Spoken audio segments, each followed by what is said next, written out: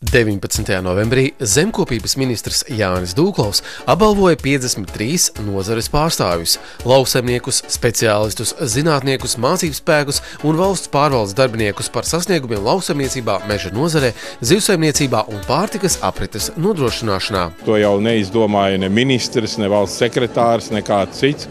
Tas ir kolektīvi ierosinājums. Es domāju, ka viņi savus kolēģus pazīst, ir izvērtējuši. Zemkopības ministrijas medaļu par centību saņēma valsts SIA Zemkopības ministrijas nekustamie īpašumi valdes priekšsēdētājs Roberts Dilba. Kā valdes priekšsēdētājs jau 10 gadus esmu.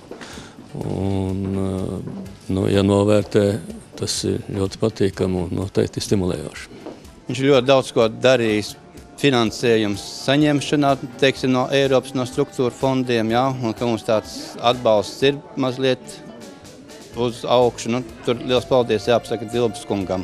Tāpat medaļu par centību saņēma Zemkopības ministrijas nekustamo īpašumu meliorācijas departamenta vadītājs Edgars Griķītis. Pa šiem gadiem ir tik daudz bijuši skaistu mirkļu, kurus visus nevar tā momentā atcerēties. Tātad gribās teikt, ka tie skaistākie mirkļi jau bija jaunībā.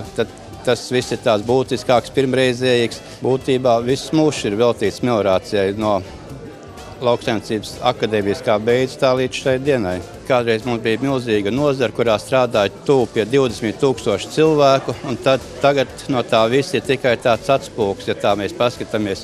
Bet mums ir tāda nozara, ja mēs paši nedomājam, tad par mums tur tas augšā domā un daba par mums domā un neļauj mūsu nozari, atstāt novārtā. Tas ir pats galvenais. Tāpat medaļu saņēma arī Zemkopības ministrijas nekustamo īpašumu Latgales reģiona meliorācijas nodaļas Krāslavas sektora vadītājs Oskars Dilba, kā arī vēl 100 Zemkopības ministrijas pakļautībā esošu struktūru darbinieki. Šeit nebija neviens, kas strādā ļoti īsu brīdi. Viņi ir ilglaicīgi darbinieki, viņi ir zinoši speciālisti.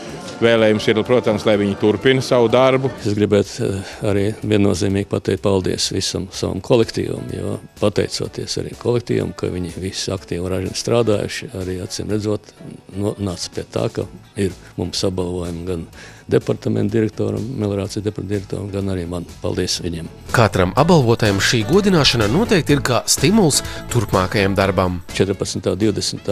gada finansējums Eiropas Savienības. Es ceru, ka viņi apstiprināsies turpat decembrī. Ja tas tā izdosies, tad ir liela apjoma finansējums, kurš mums būs jāiegulda valsts nozīmes ūdens notekās, valsts meliorācijas būvēs. Un, ja to mēs realizēsim, tad, es domāju, būsim ļoti daudz izdarījuši meliorācijas un lauksaimnieku galvenais zemes auglības labā.